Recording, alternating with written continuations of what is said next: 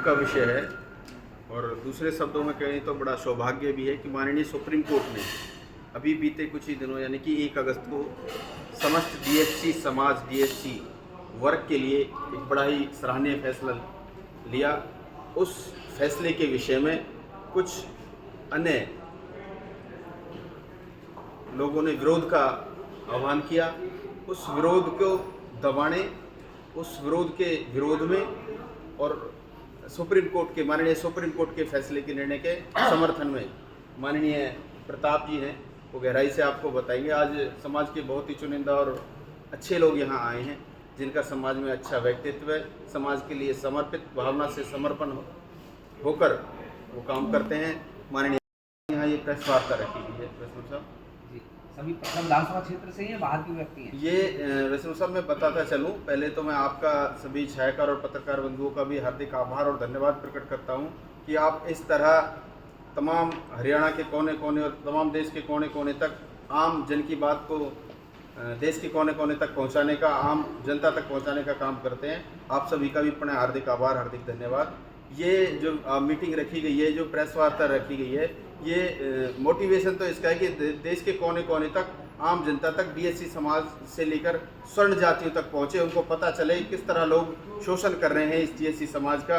कुछ स्वार्थी एक छोटी मोटी जातियां हैं जो इसका विरोध कर रही है सुप्रीम कोर्ट के फैसले का, उनके विरोध के विषय में ये आज वार्ता रखी गई है। इसमें मेवात, पलवल और फरीदाबाद से साथी काम कर रहे हैं और हमारा एक बहुत ही बड़ा आयोजन दौलतराम धर्मशाला फरीदाबाद एनआईटी में कल होने जा रहा है, उसी के विषय में प्रेस वार्ता रखी गई है। गहराई से मैं चाहूँगा हमारे आदरणीय प्रताप जी इस विषय पर बताएं। जी प्रताप जी बताइए। सभी पत्रकार छायाकार बंधुओं का स्वागत है। आज जो हमने प्रेस कॉन्फ्रेंस रखी है वो एक विशेष प्रोग्राम के लिए आयोजित की है। मैं आपको बताना चाहूँगा अनुरोध कि वर्ष 1992 में हरियाणा तत्कालीन सरकार ने एक गुरुनाम सिंह आयोग बैठाया था। वो आयोग इसलिए बैठाया गया था कि शेड्यूल कास्ट कैटेगरी में कुछ विशेष जातियाँ इसका लाभ वंचित हो रही थी और कुछ जातियाँ इससे बिल्कुल दूर थी, प्रभावित नहीं थी और उनका अपना जो रहने सहने का स्टैंडर्ड है वो बिल्कुल निम्न स्तर पर था। वो चाहे सरकारी नौकरियों में हो, चाहे वो किसी और प्रकार के एजुकेशन में हो, सभी रूप से देखा गया और आंकड़े तैयार करवाए गए।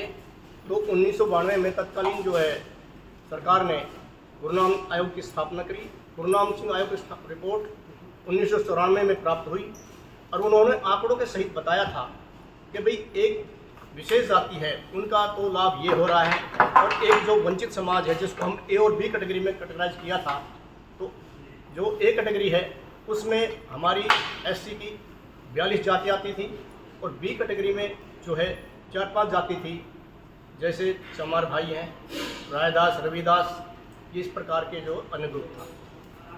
इस बात को ध्यान में रखते हुए सरकार ने निर्णय लिया और ए और बी कैटेगरी बना करके और सरकार में आदेश जारी करवाए और सेवा में लागू करवाया गया। उसके बाद में 1994 से 2006 तक निरंतर ये सेवा में चलता रहा, किसी प्रकार की कोई बाधा नहीं आई। 2006 में सरकार ने ये बंद कर दिया। आधार क्या था कि वर्ष 2005 में चेन्नैया बनाम आंध्र प्रदेश सरकार का केस माननीय सुप्रीम कोर्ट में लगा हुआ था, जिसमें 5 जजों की पीठ ने माननीय सुप्रीम कोर्ट ने फैसला दिया कि भाई एससी के अंदर शेड्यूल कास्ट कैटेगरी के अंदर वर्गीकरण नहीं किया जा सकता। उस बात को ध्यान में रखते हुए सरकार ने हरियाणा में नौकरियों में एससी और बी बंद कर दिया। उस बात से हम हताश भी हुए, हमने संघर्ष भी किए हैं और सरकार से समय समय पर अनुरोध भी किया है, लेकिन सरकार ने लागू नहीं किया। जबकि पंजाब में इस प्रकार की दोबारा इसको दोहराया गया और तत्कालीन सरकार ने लागू भी किया था, जो 2010 में बंद हो गया था। अभी हाल ही में 1/8/2024 को माननीय सुप्रीम कोर्ट का निर्णय आया है और उन्होंने स्पष्ट तौर पर कहा है कि भाई अनुसूचित जाति के अंदर वर्गीकरण किया जा सकता है। इस बात को ध्यान में रखते हुए हमने जगह जगह पर अपने प्रोग्राम का आयोजन किया गया है। सरकार से अनुरोध कर रहे हैं और अधिकारियों को भी, उपायुक्त को भी और एसडीएम को भी समय समय पर सभी जगह ज्ञापन दिए जा रहे हैं अपनी मांग को मंगवाने के लिए। और सरकार से हम भी आपके माध्यम से आग्रह करते हैं कि हमारी बातें सरकार तक जाए और सरकार इस बारे में कुछ सार्थक कदम उठाए। और डीसीपी रिटायर्ड हैदराबाद से डीएससी समाज से बिलोंग रखता हूँ। आरक्षण जो दिया गया, आरक्षण का मतलब क्या है? आरक्षण का मतलब है कि दलितों का कल्याण करना, और ये अब से नहीं पहले से ही है। 1902 में भी लागू हुआ था। साहू महाराज ने कहा था कि प्रशासन में दलितों की भागीदारी हो। 1908 में अंग्रेजों ने भी किया है। उसके बाद बाबा साहब ने संविधान में कर दिया है। वो इसलिए किया कि दलितों की भागीदारी हो, जिसको हिस्सा नहीं मिलता हो प्रशासन में उसको हिस्सा मिले। ये वही वर्गीकरण है। 1950 से लेकर के अब तक जो DSC वर्ग के लोग, हमारे भाई बी ग्रुप के, वो इसका एंजॉय कर रहे हैं। 17% वो ले जाते हैं हर नौकरी में, और हमारे को सिर्फ 3% मिल रहा था। सुप्रीम कोर्ट में केस चला, हम सुप्रीम कोर्ट में लड़ रहे हैं। ML सारवान साहब है, IAS रिटायर्ड है, रोशन लाल ADC रिटायर्ड है, और हमारा हेडक्वार्टर कबीर छात्रावास हिसार है। वहाँ से सब हैंडल करते हैं सारे हरियाणा को। और वहाँ से हमने केस लड़ा। केस लड़ने के बाद जो बीजेपी सरकार है उसके सामने हम कई दफ़ा गए। उन्होंने हमारी एक बात को माना। जो 2020 में एजुकेशनल इंस्टीट्यूट में जो लागू हुआ, वो उन्होंने समझा, और आंकड़े थे। आंकड़े के अनुसार इसमें कोई वो नहीं है। जस्टिस गुरनाम सिंह आयोग एक बैठा था पहले 1992 में, चौधरी भजनलाल ने बनाया था। उस टाइम देखा कि हाँ, वास्तव में ही एक जो बरादरी है वही इस आरक्षण का पूरा फायदा उठा रही है। उन्होंने फिर इस आरक्षण को SC A और SC B कर दिया, और उसमें 10 साल तक हमारे बराबर के बच्चे लगते रहे। बराबर के बच्चे आए। 2006 के बाद हमारी स्थिति दयनीय हो गई। यहाँ तक कि है कि HCS के पीछे HCS के 32 पोस्ट निकली थी, जिसमें से 29 पोस्ट बी ग्रुप को गई, और ओनली 3 पोस्ट DCA पर। इतना डिफरेंस आ गया। तो ये हमारे लिए सब के लिए बड़ा चिंता का विषय था। हमने कोशिश करे 2020 में एजुकेशन इंस्टीट्यूट में ही कराया। उससे हमारे बच्चों को बहुत फ़ायदा हुआ। हमने बीजेपी का हर जगह धन्यवाद भी किया। उस बारे में बड़ी बड़ी सम्मेलन किए कि भी ठीक है, MBBS से हमारे बच्चे आए, अब भी MBBS में हमारे बच्चे आए हैं, बराबर का अधिकार मिला, बराबर की पोस्टें मिली हैं। तो हमारा सरकार से ये आग्रह है कि इनको गवर्नमेंट जॉब में भी इसको लागू किया जाए। हम बार बार CM साहब से मिले हैं, मनोहर लाल गरोली जो बीजेपी के अध्यक्ष हैं उनसे भी मिले हैं। वो कहते रहे हाँ कर देंगे, लेकिन उन्होंने नहीं किया। हमने इसके लिए बड़े बड़े सम्मेलन किए, फरीदाबाद में भी किया, पलवल में भी किया, नूहू में भी किया, जींद, कैथल, करनाल, CM साहब के आवास का भी घेराव किया था एक दफ़ा, लेकिन वो हमें टरकाते रहे भी देंगे नहीं। तो हम ये सरकार से अपील करते हैं कि इसको इलेक्शन मैनिफेस्टो में रखे। जो भी पार्टी इसको इलेक्शन मैनिफेस्टो में रखेगी, ये DSC समाज उसका साथ है। पूर्व सरपंच नीम सर थोड़ा तेज बोलिए। मैं संजीव कुमार, पूर्व सरपंच नीम का। अभी हमारे माननीय श्री प्रताप जी ने भी सारी बातें बताई, हमारे DSP साहब ने भी सारी बातें बताई। आप देखिए कि जब ये हमारा SC A और B ख़त्म किया गया, हमारे जो हमारे ये SC A के ग्रुप के लोग थे, इन्होंने कभी इतना हुड़दंग नहीं मचाया। इन्होंने मान्य सुप्रीम कोर्ट के आदेश की पालना करी, नियम अनुसार लड़े। लेकिन आज जो हमारे बीच में हमारे जो दूसरा पक्ष B पक्ष है, वो देखिए कितने उग्र हो गए। वो कानून को भूल गए हैं, संविधान की बात करते हैं, संविधान को भूल गए हैं।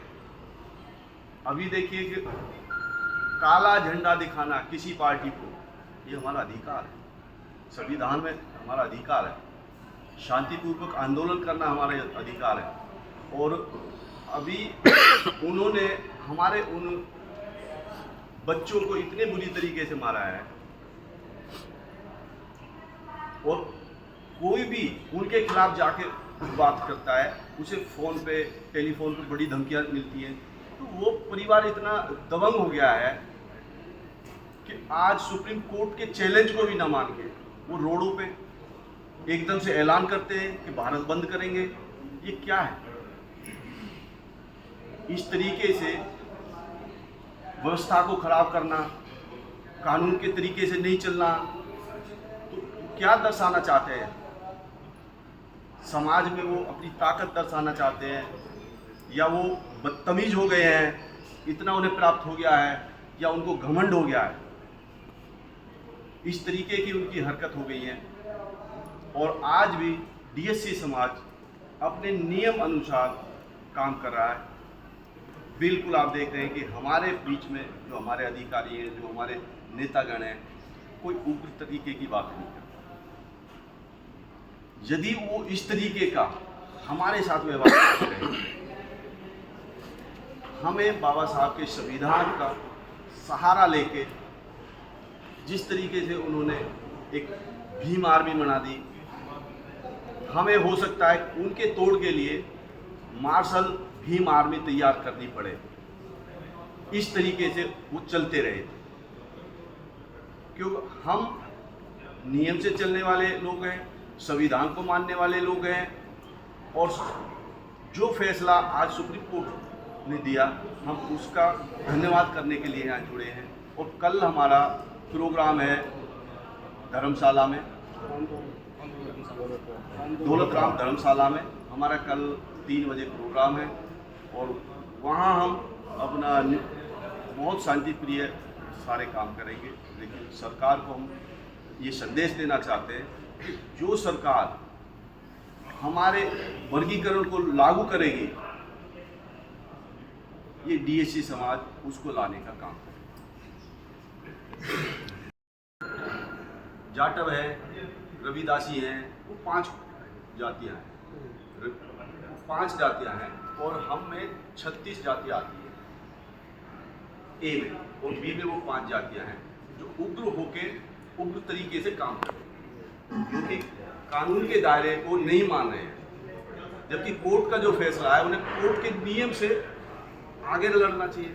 जिस तरीके से हम लड़े, हमारा इतने समय ये ऐसी एक ख़त्म रहा 18 साल, और 18 साल के बाद हम नियम से लड़ते रहे, और तन मन धन से किस तरीके से इस गरीब समाज ने, वंचित समाज ने किस तरीके से पैसे उगा के और इस लड़ाई को यहाँ तक लाए। और आज सुप्रीम कोर्ट ने जो हमारे पक्ष में, सारे आप लोगों को देखते हुए हमारे पक्ष में अगर फैसला दिया है, तो आज उनको कानून के दायरे में लड़ना चाहिए, उग्र तरीके से नहीं होना चाहिए। ज़्यादा ताकतवर है तो इस वंचित समाज को दबाने का काम ना करें, कि जब वो नेता बनते हैं तो बहुजन के नाम से बनते हैं, और आज उन्होंने ऐसा बहुजन जैसा शब्द अपने नेतागिरी से हटा दिया है। क्योंकि आज बहुजन में 36 बिरादरी उनको नेता नहीं मान रही है, क्योंकि उन्होंने एक पक्ष की, एक बिरादर की बात करी है। कल की इस जो कार्यक्रम हुआ, उसमें कोई अहम फैसला, कोई अहम निर्णय किया जा सकता? देखिए, इसमें बिल्कुल जो हमारी टीम है बिल्कुल एक अहम निर्णय लेगी।